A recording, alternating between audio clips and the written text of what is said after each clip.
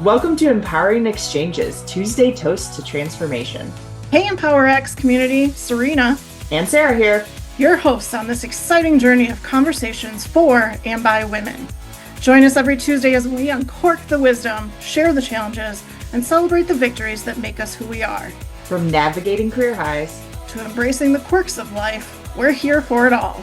let's raise a toast to transformation, sisterhood, and building a brighter future together. Pour your favorite beverage, tune in, and let's dive into the heart-to-heart talks that empower us all. Cheers! Cheers! Cheers! To empowering women. That's good stuff. That is good. So this is our first episode.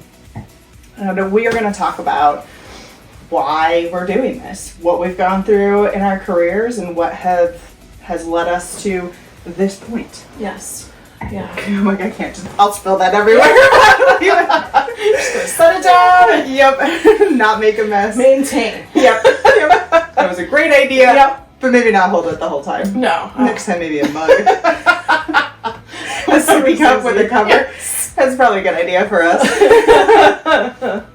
All right, so do you want to give a little bit of your background then? Yeah.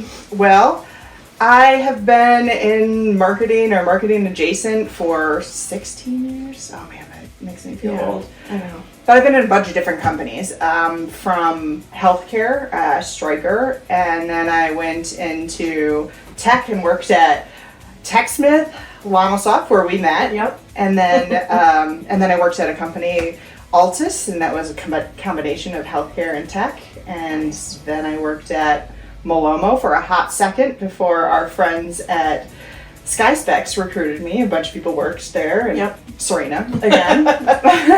Paths crossing twice now. Yep.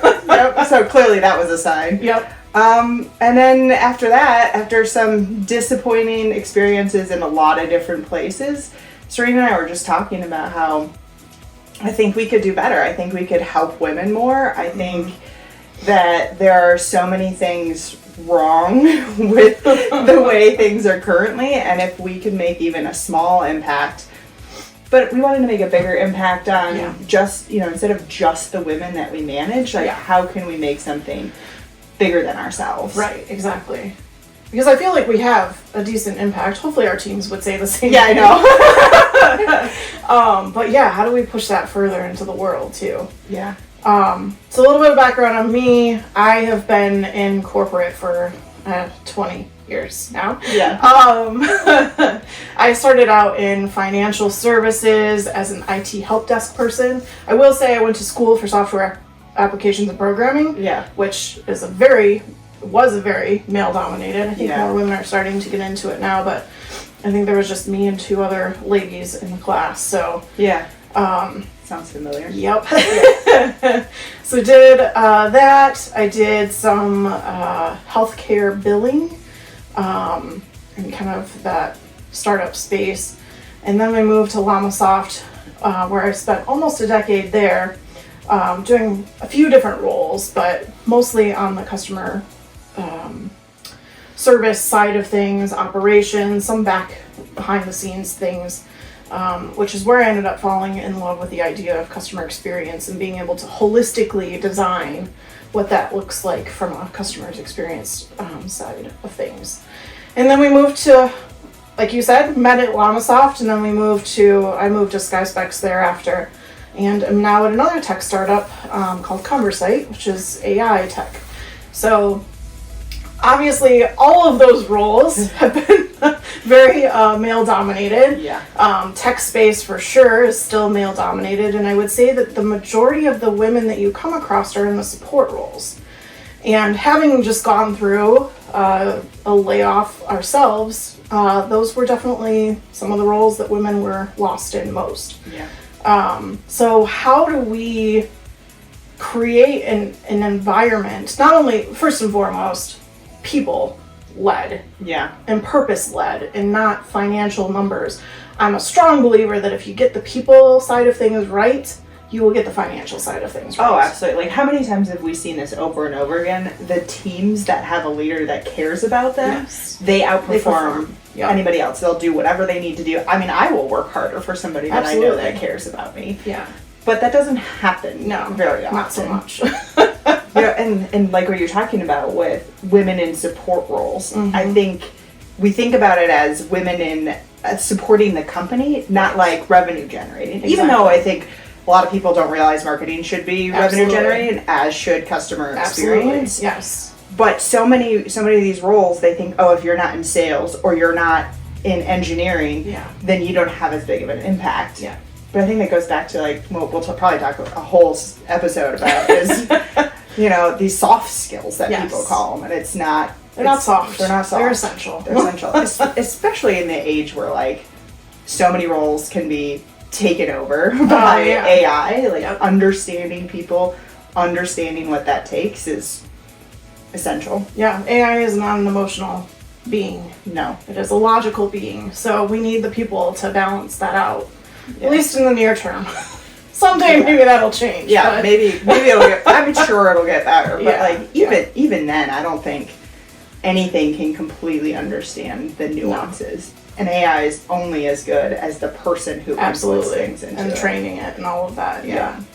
Yeah. So I think not only just trying to be more people and purpose driven in our roles and helping other leaders to see the same thing, but also really shining a light on how strong women and females are in these roles. Yeah. And I think a lot of times we shrink ourselves. We, especially being the generations that we've been brought up in, we're trying to take on the world. Yeah. We're trying to be full-time moms. We're trying to be full-time employees, trying to work up and climb the ladder in different areas. And we don't see the power in ourselves to do a lot of those things. And we've been conditioned to kind of minimalize the things that we've accomplished and all of that, so that we don't boast about our accomplishments and our achievements, and we don't find the connection between the dollars and the things that we're doing too. And I think, I'm not speaking for all women, of course, but I think a lot of times we lead with our heart, and we forget that in some instances we have to connect that heart to the mind and the logic behind it, and really be able to show how you can how both of those play on each other and make a really good team. So that's what I'm looking forward to with these conversations, is being able to have just candid conversations about the experiences that we've gone through, the things that we have quirked an eyebrow at, like, that doesn't feel right. And how do we overcome those going forward and make a stronger generation to come, and allow the women that are in the seats now to be able to pull up women coming up behind them too, and get there faster. And we talked about it too, like I think some of it too is training people to see women as multifaceted. Instead of so many times we put women in buckets. Like if they're, and I've gotten this a lot, this. I've gotten like, I'm too blunt, I'm too honest, and then I'm the bitch. Instead of being like, okay, the dude could have said something way worse than that, or way more blunt and honest. But every time I have to qualify these things that I'm saying with a smile or with a joke, so I'm not the bad guy. And it doesn't mean that I don't have this like super mushy gushy side of me too, where I'm like, pull out my heart for my employees and the company I'm working for. Absolutely. And women are so much more than just these buckets that people put them in. But a lot of times, like, I'm at work and I have to play the mom. I have to play that person where I am catering to my boss's feelings, all of my team's feelings, and then my bucket is empty. 100%. And I would say conversely to that, I feel like I've always been kind of the people pleaser side of things. So I never say no, it's a yes but, or a yes and that can sometimes be perceived as a pushover. And people take advantage of me then, and my willingness to go above and beyond to make, the experience great, or someone happy, or whatever. And sometimes I just want to say, fuck you!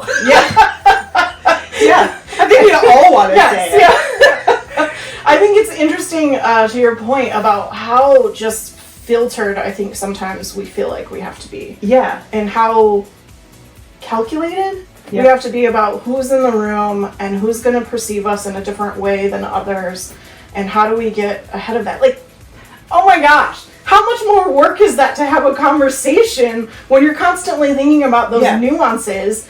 But it's constant. It is constant. It is constant. Yeah. Yeah. We're always thinking about those things. And you're right. Like, a lot of times we filter ourselves, or we have to be a different person to different people. Yeah. And it's always about them. It's always about their needs. And I think a lot of it, no offense, guys, but I think a lot of it is because my coworkers, especially on like the C-suite level or on the leadership level, are guys. Yeah. So I can never be myself, or I can never talk about the problems I'm having, or how, burnt out I am, or whatever, because, a lot of those feelings don't come into play. And it's not that guys don't have them.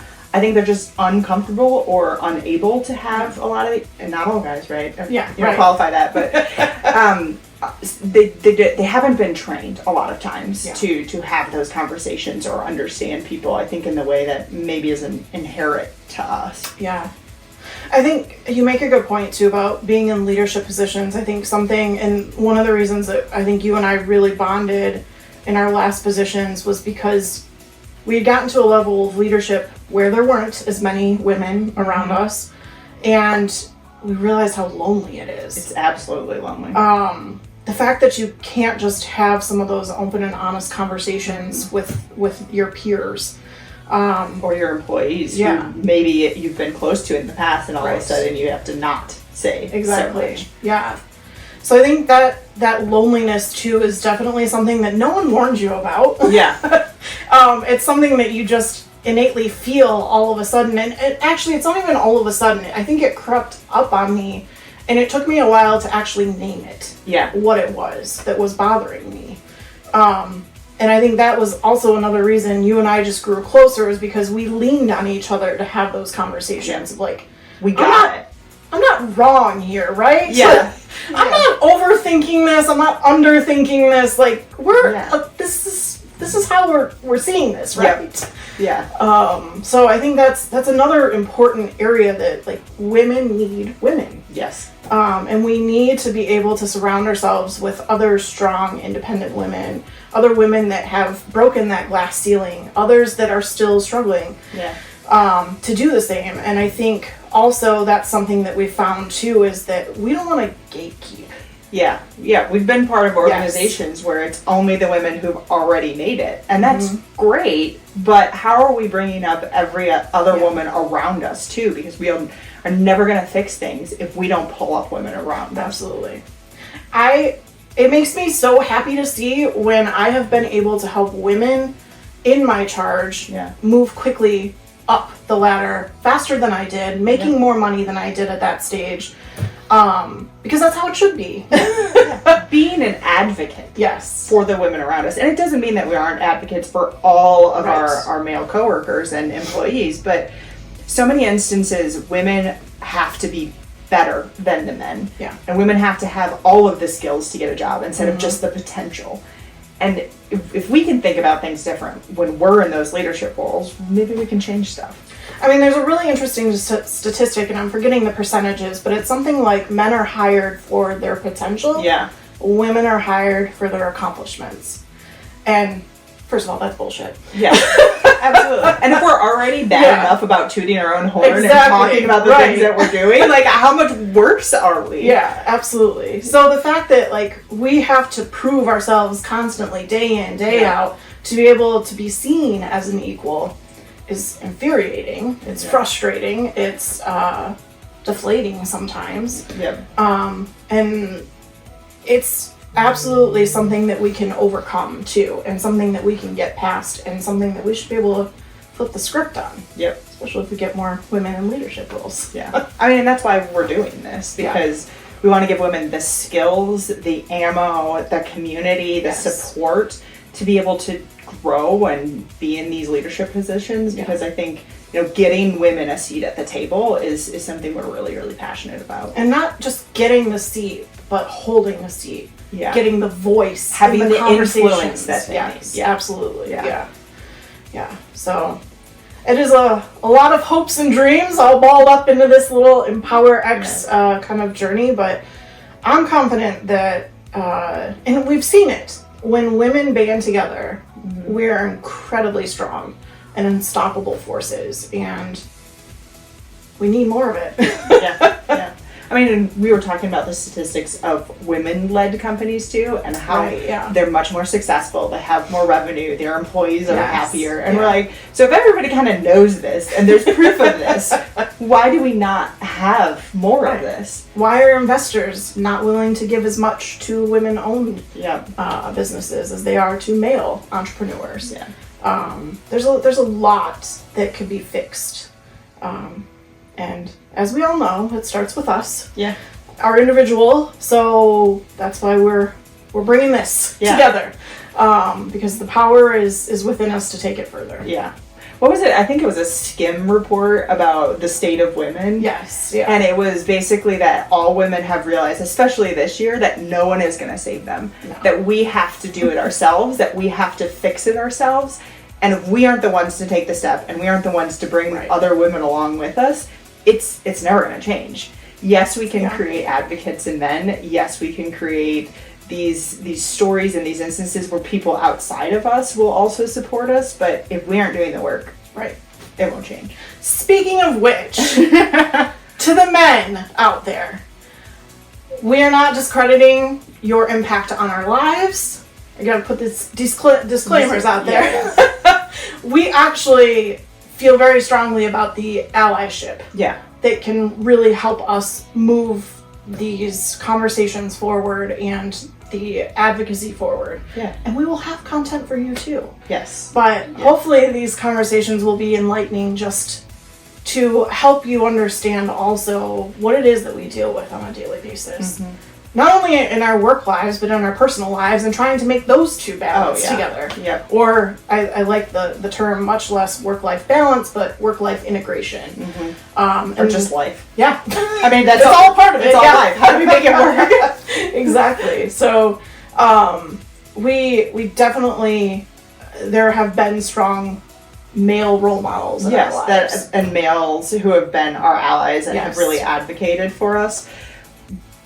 But that's few and far between sometimes. And I think it's just understanding what needs to happen and how to help oftentimes is sometimes that barrier. And how can they also help influence other males, peers that are around them too, to think differently, to just see things differently too, so that we can create more of those allies. So it's a big mission. I know. We've got a lot to do. We're creating courses. We're going to be putting out blog posts. I mean, there's a lot coming, but this is really just the beginning.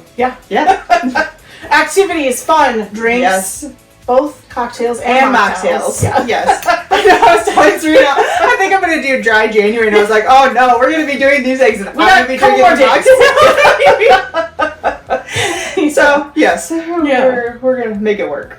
Absolutely. So we're trying to be inclusive and create that diversity and inclusion that we want to see in the workplace, within our own business, giving back to our communities, finding ways that we can, whether it be monetarily or coaching or whatever it may be, that we can also do something for the communities that we live in, because we know that, that's where this all starts, around us and in us. So how do we push forward what's going on around us, so that we can make that ripple effect go further?